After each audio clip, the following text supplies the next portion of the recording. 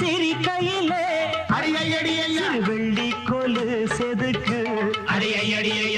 கண்ணாலே சம்மதம் சொன்னா கைய பிடிச்சா ஒத்துக்குவா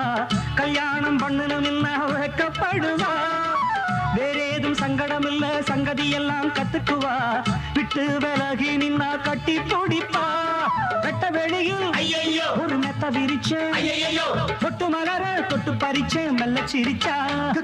கடவீதி கலகலக்கும் ஏன் காமக அவன் நடந்து வந்தா நம்ம பஸ் ஸ்டாண்டு பள பள பழக்கும் ஒரு பச்சை கிளி அது பறந்து வந்தா